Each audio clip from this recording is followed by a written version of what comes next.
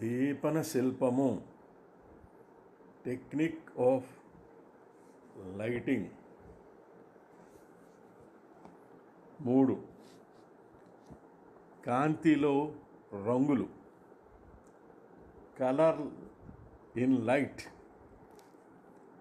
కాంతి శక్తి radiant energy యొక్క కొన్ని అలల వేవ్స్ వల్ల కాంతి లైట్ వస్తుంది.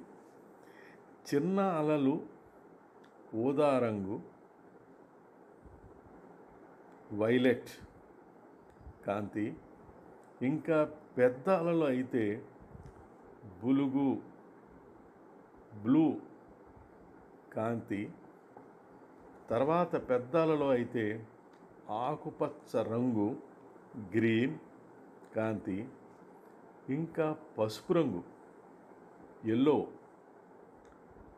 నారింజ రంగు ఆరెంజ్ కాంతి, చివరిగా ఎరుపు రంగు రెడ్ కాంతిగా ఉంటాయి.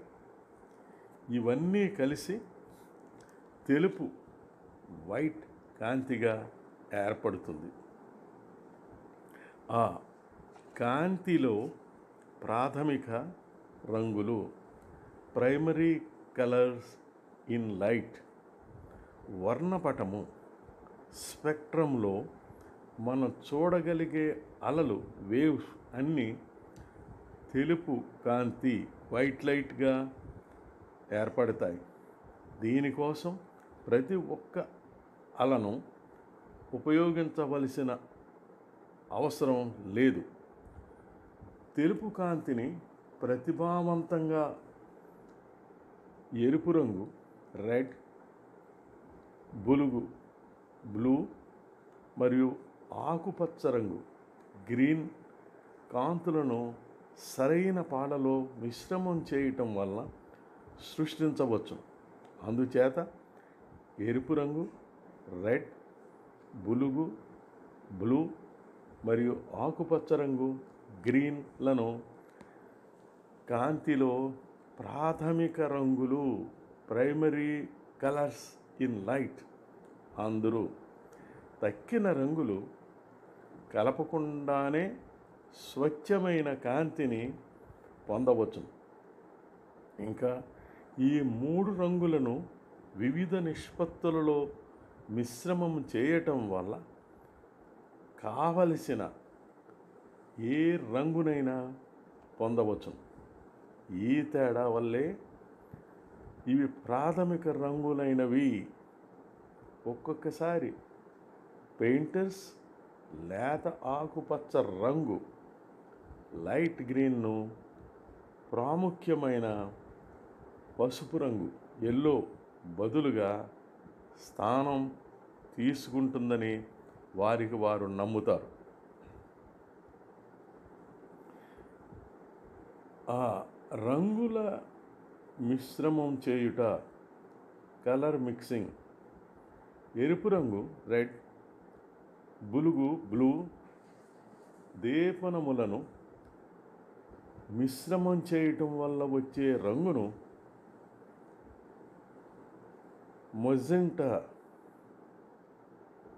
మజెంటా అని అంటాం. ఆకుపచ్చ రంగు గ్రీన్, బులుగు బ్లూ దీపనములను మిశ్రమం చేయటం వల్ల వచ్చే రంగును బులుగు ఆకుపచ్చ లేక బ్లూ గ్రీన్ అని అంటాం. లేదా సయాన్ బ్లూ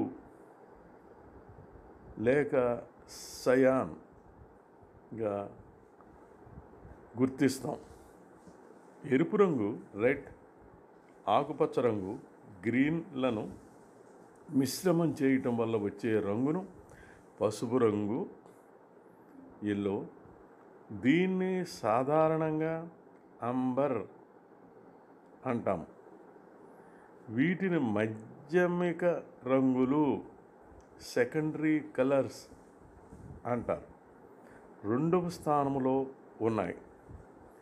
ఎరుపు రంగు రెడ్, బులుగు బ్లూ మరియు ఆకుపచ్చ రంగు గ్రీన్ కాంతులను సరైన పాళ్ళలో మిశ్రమం చేయటం వలన తెలుపు కాంతి వైట్ లైట్ ఏర్పడుతున్నట్లే, అలాగే మజెంటా, అంబర్ మరియు సయాన్ మిశ్రమం చేయుట వలన తెలుపు కాంతి ఏర్పడుతుంది.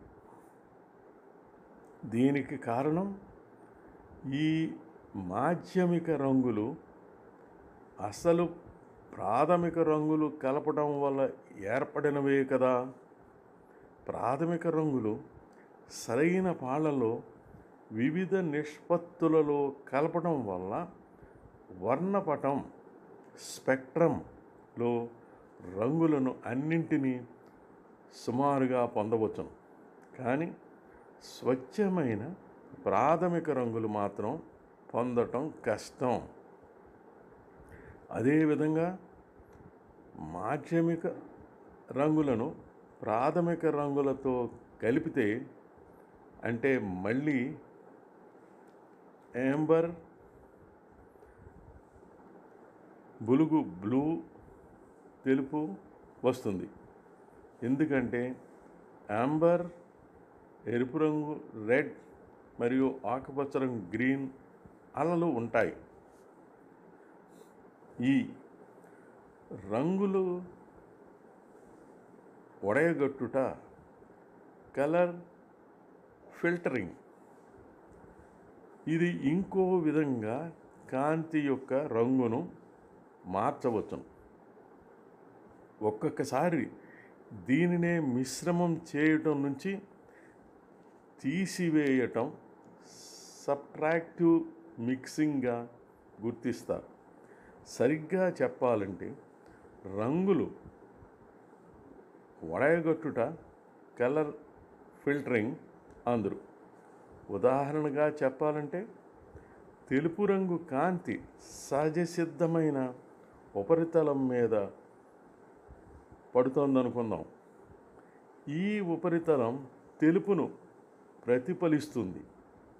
ఇప్పుడు ఈ కాంతి రేఖలకు అడ్డుగా స్వచ్ఛమైన ఒక ఎరుపు రంగు రెడ్ గాజు పలక రెడ్ గ్లాస్ను కానీ, ఎరుపు రంగు రెడ్ జిలాటిన్ను కానీ ఉంచినట్లయినా ఈ ఎరుపు రెడ్ పలక లేక కాగితం రెడ్ షీట్ తెలుపు కాంతిలో ఉన్న బులుగు బ్లూ మరియు ఆకుపచ్చ రంగు గ్రీన్ అలల వేవ్స్ను గ్రహించి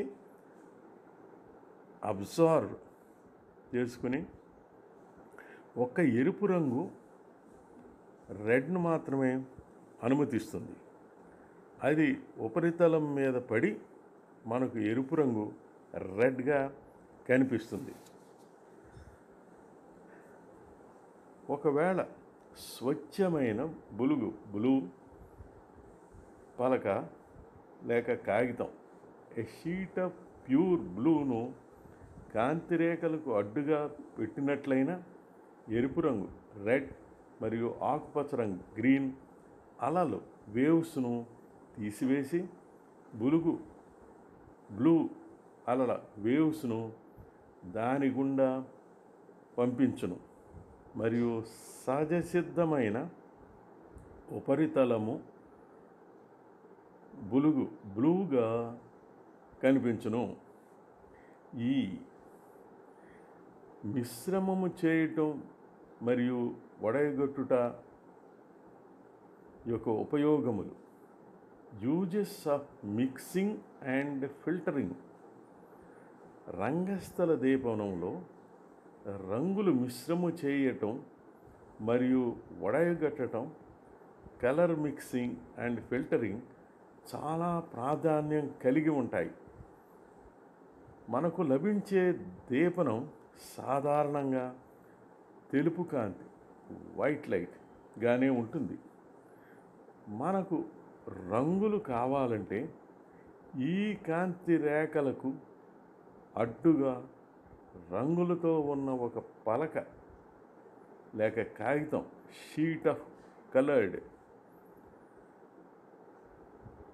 మూల వస్తువు మెటీరియల్ను, అంటే రంగులు వడగట్టడం కలర్ ఫిల్టరింగ్ వల్ల సాధించవచ్చును. అలా మనం ఉత్పత్తి చేసిన రంగులు, అవి ఎరుపు రంగు, రెడ్ మరియు ఆకుపచ్చ రంగు, గ్రీన్ అనుకుంటే, ఈ రెంటిని ఒకే ఉపరితలం మీదకి కలిపి పంపిస్తే ఎంబర్గా ఫలితం వస్తుంది. ఇది రంగుల మిశ్రమం చేయటం, కలర్ మిక్సింగ్. 4. వేడి మరియు చల్లని రంగులు, వార్మ్ అండ్ కూల్ కలర్స్. సాధారణంగా చాలామంది ఒక్కొక్క రంగు ఒక్కొక్క గుణం కలిగి ఉంటుందని, మనసు మీద చూపే ప్రభావం గురించి ఆలోచిస్తుంటారు. ఎరుపు, రెడ్, కోపం, యాంగర్ మరియు యుద్ధం, వార్. అంబర్, వేడిమి మరియు సౌఖ్యం, కంఫర్ట్. బులుగు, బ్లూ, నిగ్రహం మరియు చల్లదనం, కూల్నెస్. ఆకుపచ్చ, గ్రీన్, విశ్రాంతి. దృశ్య పరికల్పుడు సెట్టింగ్ పరికల్పన డిజైన్ చేస్తున్నప్పుడు రంగుల ఎంపిక చేసుకునేటప్పుడు వీటిని దృష్టిలో ఉంచుకొని, వీటి విషయంలో కొందరు అంత లోతుగా రంగుల గుణములు, మనస్తత్వ శాస్త్రం, సైకాలజీ ఆఫ్ కలర్ ఆలోచించరు. దీని మీద విరుద్ధమైన అభిప్రాయాలు కూడా ఉన్నాయి. అన్నీ పరిగణలోకి తీసుకున్నా లేకపోయినా రంగుల గుణములు లేక మనస్తత్వ శాస్త్రం, సైకాలజీ ప్రధానమైన వాటి సంబంధమును తృణీకరించలేం. 1. వేడిమి, వార్మ్త్ అండ్ చల్లదనం, కూల్నెస్. ప్రకాశమైన ఎరుపు రంగు, రెడ్, నారింజ రంగు, ఆరెంజ్, బ్రైట్ రెడ్, ఆరెంజ్ రంగు వేడిమి, వార్మ్త్ని సూచిస్తుందంటే కొందరు అంగీకరించరు. చాలామంది పెళిసైన బులుగు, బ్లూ, తెలుపు, బ్రిటిల్ బ్లూ, వైట్ రంగు శీతలము, కోల్డ్గా అభిప్రాయపడతారు. ఇవి వరుసగా ఈ రంగులు మంటలు, ఫ్లేమ్స్తోనూ, మంచుగడ్డ, ఐస్లతోనూ ఉన్నప్పుడు మనకు ఉన్న జ్ఞానంతో నమ్మకం కలిగించలేము. 20 మాదిరి శాంపుల్స్ను లేత ఛాయ, టింట్స్ మరియు నీడలు, షేడ్స్ వివిధ రంగులు ఇచ్చినట్లయినా ఏ ఇద్దరు వాటిని చాలా వేడి, మోస్ట్ వార్మ్ నుంచి చాలా చల్లని, మోస్ట్ కూల్ వరకు ఒక క్రమంలో పట్టికలో రాయరు. సాధారణంగా ఎరుపులు, రెడ్స్, నారింజ రంగులు, ఆరెంజెస్, అంబర్స్ వీటిని వేడి, వార్మ్ గుంపు లేక సముదాయంలోకి వస్తాయి. బులుగులు బ్లూస్, ఊదా రంగులు వైలెట్స్ మరియు ఆకుపచ్చ రంగులు గ్రీన్స్ చల్లని కూల్ గుంపులోకి వస్తాయి. వ్యతిరేక గ్రూప్ నుంచి ఏర్పడ్డ రంగుల హ్యూస్ యొక్క కొన్ని మిశ్రమాలు సరిహద్దులో కనిపిస్తాయి. అవి ఏ సందర్భంలోనైనా వచ్చే ఆ ఫలితం ఆయా రంగుల విపర్యయము లేక తారతమ్యం కాంట్రాస్ట్ బట్టి ఉంటుంది. నిజానికి అతి ముఖ్యమైన భావన ఈ రంగులు టింట్స్ మనకు ఇస్తాయి. ముఖ్యంగా విపర్యయం లేక తారతమ్యం కాంట్రాస్ట్ విషయం వల్లనే పాలిపోయిన బులుగు పేల్ బ్లూని స్ట్రాంగ్ అంబర్తో తారతమ్యము కాంట్రాస్ట్తో చూస్తే నిజానికి మనకు మంచులా లేక అతి శీతలంగా ఐసీ కనిపిస్తుంది.